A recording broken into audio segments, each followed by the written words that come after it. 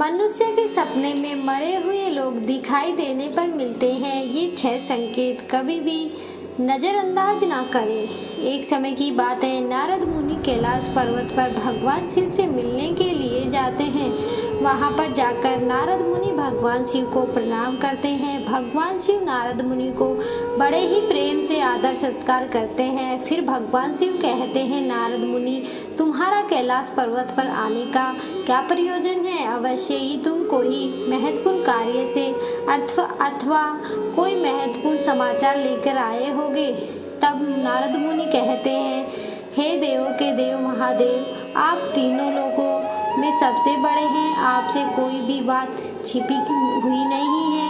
आपको समस्त चराचरों के भूत और भविष्य का भी ज्ञान है। इसलिए मैं आपके पास एक महत्वपूर्ण प्रश्न लेकर आया हूँ। इसलिए आपसे मेरी विनती है, आप मेरे प्रश्नों का समाधान करने की कृपा कीजिए।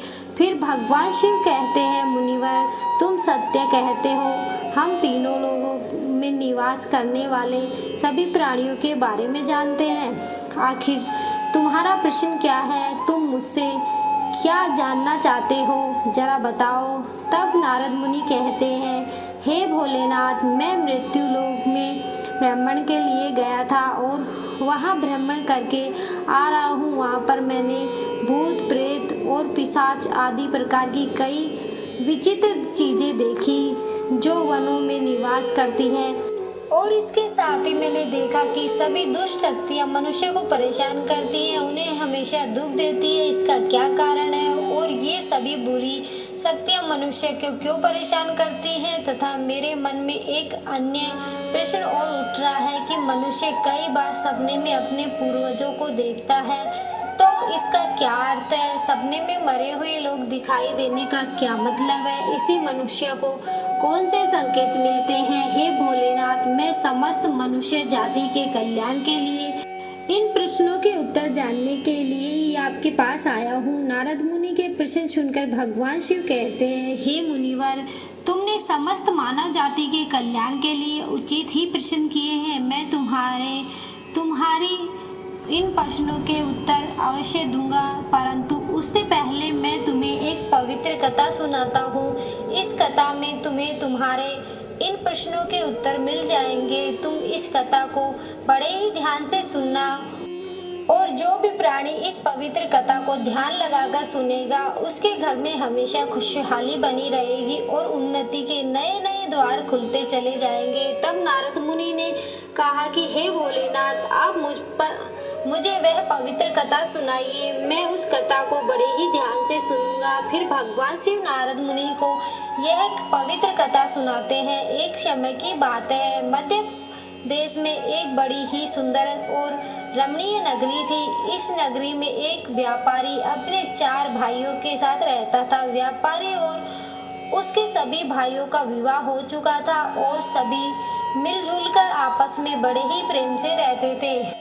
उस व्यापारी के घर में किसी भी चीज की कमी नहीं थी, क्योंकि वे सभी आपस में मिलजुल कर व्यापार करते थे। उस नगरी में उस व्यापारी के समान कोई भी धनवान नहीं था। यह सारी संपत्ति उस व्यापारी को उसके पूर्वजों से ही प्राप्त हुई थी। व्यापारी के पूर्वज बहुत बड़े दानी और दयालु थे। वे सभी दान, धर्म, यज्ञ और अनेक प्रकार के धार्मिक कार्य किया करते थे, परंतु वह व्यापारी बहुत बड़ा कंजूस स्वभाव का था और उसके अंदर उसके पूर्वजों के लक्षण बिल्कुल भी नहीं थे। उस व्यापारी के जीवन में उसने न तो कभी दान किया, धर्म किया, ना ही यज्ञ करवाया और ना कभी धार्मिक कार्य करवाए। व्यापारी ने उसके जीवन में धन तो बहुत इकट्ठा किया, परंतु उसने उस धन का कभी सदुपयोग नहीं किया। व्यापारी ने अपने द्वार पर आए हुए याचक को भी कभी फूटी कौड़ी तक नहीं दी और ना कभी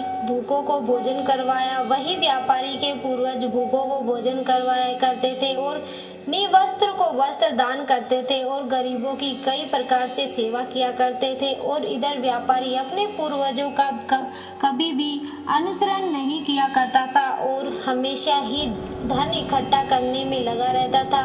इस तरह से उस व्यापारी के पास बहुत सारी संपत्ति तो हो गई, लेकिन उसके पूर्वज उससे बहुत नाराज हो गए। व्यापारी के पूर्वजों को अपने लड़के का व्यवहार ठीक नहीं लगा और वे पितृलोक में दुखी रहने लगे। धन कमाने के लालच में व्यापारी इतना अंधा हो गया कि वह अपने पूर्वजों को भी भूल गया और उसने धीरे धीरे अपने पूर्वजों का श्राद्ध तथा तर्पण आदि कार्य करना भी बंद कर दिया, जिस कारण उसके पूर्वजों की आत्मा की तृप्ति नहीं हो रही थी और वे अपने लड़के के इस व्यवहार के कारण अत्यंत दुखी रहने लगे।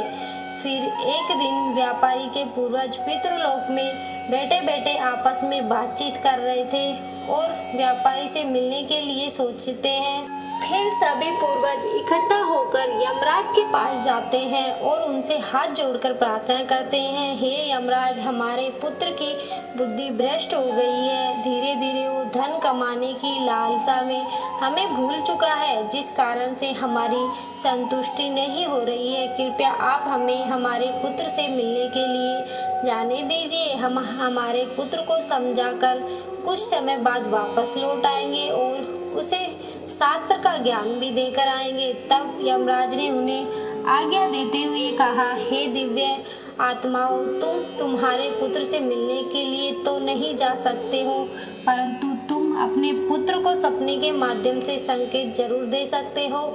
यमराज की यह बात सुनकर वे सभी पितृगण सहमत हो जाते हैं और एक एक करके अपने सभी पुत्रों के सपने में जाकर उन्हें दर्शन देते हैं। सबसे पहले वे अपने बड़े पुत्र के अर्थात उस व्यापारी के सपने में जाकर दर्शन देते हैं और संकेत देते हैं, परंतु उसका बड़ा बेटा उनके संकेत को समझ नहीं पाता और अगले ही दिन वह उस सपने को भूल जाता है और अपने पितरों के द्वारा दिए गए संकेतों को नजरअंदाज कर देता है। फिर वे सभी पितरगण अपने दूसरे पुत्रों के सपने में जाकर उन्हें दर्शन देते हैं और संकेत देते हैं, लेकिन फिर वे भी उस संकेतों को नजरअंदाज कर देते हैं। कोई भी अपने पूर्वजों के द्वारा दिए गए संकेतों को नहीं समझ पाते, जिससे वे सभी पितृगण नाराज हो जाते हैं। व्यापारी और उसके सभी भाई धन के लालच में पूरी तरह से अंधे हो चुके थे। वे सभी अपने पूर्वजों के द्वारा दिए गए संकेतों को नहीं समझ सके। फिर भगवान शिव कहते हैं, सुनो मुनिवर, इस तरह से पितरों के सपने में दर्शन देने के कुछ ही दिनों बाद उस व्यापारी को व्यापार में नुकसान उठाना पड़ता है और धीरे धीरे करके उसका व्यापार चौपट हो जाता है और इस कारण से उसकी सारी संपत्ति नष्ट हो जाती है और धीरे धीरे करके उन सभी भाइयों में लड़ाई झगड़े होने लगते हैं। अपने पूर्वजों द्वारा जमा की हुई सारी जमीन जायदाद और यहाँ तक कि अपने घरों को भी बेच डालते हैं और पूरी तरह से वे सभी बर्बाद हो जाते हैं और सभी भाई अलग अलग हो जाते हैं और अपने अपने पालन पोषण करने में लग जाते हैं। और उधर स्वर्ग लोक में पितरों को अपने पुत्रों की ऐसी दुर्दशा देखकर बहुत कष्ट होने लगता है। यह दृश्य देखकर वे सभी पितृगण बहुत ही दुखी और उदास हो जाते हैं। फिर से वे सभी धर्मराज के पास जाते हैं और कहने लगते हैं, हे धर्मराज, हमसे हमारे पुत्रों की ऐसी दुर्गति नहीं देखी जाती है। हमारे द्वारा दिए गए सभी पुण्य कर्मों को हमारे पुत्रों ने नष्ट कर डाला है। कृपया आप कुछ ऐसा उपाय कीजिए जिससे हमारे पुत्रों को उनकी भूल का पता चल जाए। भगवान शिव कहते हैं, सुनो मुनिवर। फिर धर्मराज उन पितरों से कहते हैं, हे दिव्य आत्माओं, तुम्हारी इस व्यथा को मैं अच्छी तरह से समझता हूँ, इसलिए मैं तुम्हारी अवश्य ही सहायता करूँगा। फिर धर्मराज एक ब्राह्मण का रूप धारण करके पृथ्वी लोक पर आते हैं और उन पितरों के पुत्रों को मिलने के लिए जाते हैं और वहाँ सबसे पहले व्यापारी के घर जाते हैं। वह व्यापारी बिस्तर पर पड़ा हुआ था, क्योंकि उस व्यापारी को कई प्रकार की बीमारियों ने घेर रखा था। अब उस व्यापारी की पत्नी ने उस ब्राह्मण का आदर सत्कार किया और दान दक्षिणा देने लगती है तो वह ब्राह्मण कहता है, बेटी तुम्हारे घर में पितृदोष है, इस कारण से तुम्हारे पति की यह दशा हुई है।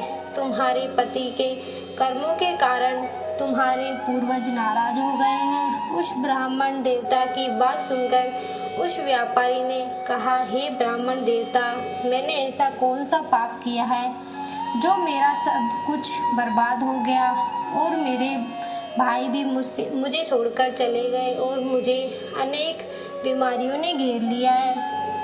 तब उस ब्राह्मण देवता ने कहा, पुत्र, तुमने अपने पूर्वजों को नाराज किया है। तुम्हारे पूर्वजों ने जो संपत्ति और पुण्य अर्जित किए थे उसे तुमने और तुम्हारे भाइयों ने मिलकर नष्ट कर दिया है, जिस कारण से तुम्हारी और तुम्हारे भाइयों की ऐसी दशा हुई है। तुम्हारे पूर्वजों ने तुम्हें और तुम्हारे भाइयों को सपने में आकर कई महत्वपूर्ण संकेत दिए हैं, परंतु तुमने उन संकेतों को नजरअंदाज कर दिया और अपने पूर्वजों को अपमानित किया है। यही कारण है कि तुम्हारा सारा धन और वैभव नष्ट हो चुका है। इस प्रकार उस ब्राह्मण देवता के बताने पर उस व्यापारी को सब कुछ पता चल जाता है और उसे याद आता है कि उसको भी सपने में उसके पूर्वजों ने दर्शन दिए थे। वह व्यापारी उस ब्राह्मण से कहता है, हे ब्राह्मण देवता, आप सत्य कहते हैं। हमारे पूर्वजों ने हमें सपने में संकेत अवश्य दिए थे, किंतु हम उनके द्वारा दिए गए संकेतों को समझ नहीं पाए। आप कृपया करके मुझे सपने में पूर्वजों के देखने पर क्या संकेत मिलता है, इस बारे में बतलाने का कष्ट करें। भगवान शिव कहते हैं, मुनि सुनो मुनिवर। इस प्रकार फिर वो ब्राह्मण देवता कहता है, हे पुत्र, अब तुम ध्यान से सुनो। मैं तुम्हें सपने में पूर्वज दिखाई देने पर मिलने वाले संकेत के बारे में बतलाता हूँ। धर्मराज कहते हैं, पुत्र, यदि पितरों का उद्धार नहीं होता तो वे प्रेत योनि में ही मृत्यु लोक में भटकते रहते हैं और वे भूख प्यास से व्याकुल होकर अपने परिवार जनों के घर में प्रवेश करते हैं। यदि सपने में हाथी, घोड़ा, बैल अथवा मनुष्य का विकृत रूप दिखाई दे तो समझ जाना चाहिए कि पितृगण अपने पुत्रों के व्यवहार से अत्यंत दुखी हैं। जो मनुष्य पशु पक्षी को अन्न का दान नहीं करता उसके पितृ अत्यंत दुखी होते हैं और पशुओं का रूप धारण करके सपने में दर्शन देते हैं। यदि मनुष्य को कोई ऐसा सपना आता है जिसमें कोई पशु अथवा जानवर मनुष्य की वाणी में बोलता हुआ दिखाई दे, जैसे कुत्ता, बिल्ली, भैंस आदि मनुष्य की तरह बातें करते हुए दिखाई पड़े, तो इसका अर्थ यह होता है कि मनुष्य के पितृ उससे अत्यंत रुष्ट हैं। ऐसे मनुष्य को भविष्य में भयंकर अपमान का सामना करना पड़ सकता है। ऐसे मनुष्य के जीवन में दुख और कलेश होता है। उसके भाई बंधु पशुओं की भांति आपस में ही युद्ध करने लगते हैं। धर्मराज कुछ मांगते हुए दिखाई देते हैं तो उस सपने को मनुष्य को कभी भी नजरअंदाज नहीं करना चाहिए। इस सपने का अर्थ यह होता है कि उस मनुष्य के पूर्वज असंतुष्ट हैं और उसकी पितृलोक में तृप्ति नहीं हो पा रही। जिस मनुष्य को सपने में उसके पितृ पूर्वज कुछ मांगते हुए दिखाई पड़ते हैं तो उस मनुष्य का सारा अन्न भंडार धीरे धीरे करके समाप्त हो जाता है और वह दरिद्रता में पड़ जाता है, यथा उसकी हालत एक भिखारी के समान हो जाती है। इसलिए उस मनुष्य को चाहिए कि तुरंत ही अन्न का दान करना चाहिए, जिससे उसके पितृ मृत पूर्वज संतुष्ट हो सके। यदि सपने में अपने कोई पूर्वज क्रोधित अवस्था में दिखाई देते हैं तो उस मनुष्य के पूर्वज उसके कार्य से संतुष्ट नहीं है और वह मनुष्य जो भी काम धंधा करता है उसमें उसको नुकसान उठाना पड़ेगा और उसके द्वारा किए गए सभी कार्य व्यर्थ हो जाते हैं तथा उनका कोई फल उसे प्राप्त नहीं हो पाता। यदि सपने में पूर्वज दिखाई पड़ते हैं तो अचानक से अदृश्य हो जाते हैं तो आने वाले समय में उस मनुष्य पर कोई बड़ा संकट आने वाला है ऐसा समझना चाहिए। यदि सपने में कोई मनुष्य अपने मृत परिजनों को रोता हुआ देखता है तो उसके पूर्वज उसे यह संकेत दे रहे हैं कि उसे भविष्य में नुकसान उठाना पड़ेगा और उसका सारा धन वैभव नष्ट हो जाएगा और उसे भयंकर दरिद्रता का सामना करना पड़ेगा। आने वाले संकट की घड़ी को देखकर पूर्वज सपने में रोते हुए दिखाई पड़ते हैं। यदि सपने में पूर्वज गंदे और मैले वस्त्र पहने हुए दिखाई देते हैं तो निश्चित ही उस मनुष्य का सारा धन नष्ट हो जाएगा और वह धनहीन हो जाएगा। तब वह ब्राह्मण देवता कहते हैं, हे पुत्र, यदि तुम्हें भी इस प्रकार के सपने दिखाई पड़ते हैं तो तुम्हें अपने पूर्वजों को प्रसन्न करने के लिए दान, धर्म, श्राद्ध आदि कर्म करने चाहिए जिससे तुम्हारे सभी कष्ट दूर होंगे। उस ब्राह्मण की बात सुनकर वह व्यापारी को अपनी गलती का एहसास हो जाता है और वह तुरंत ही अपने भाइयों के पास जाता है और उन्हें ब्राह्मण देवता द्वारा बताई गई बातें बता देता है।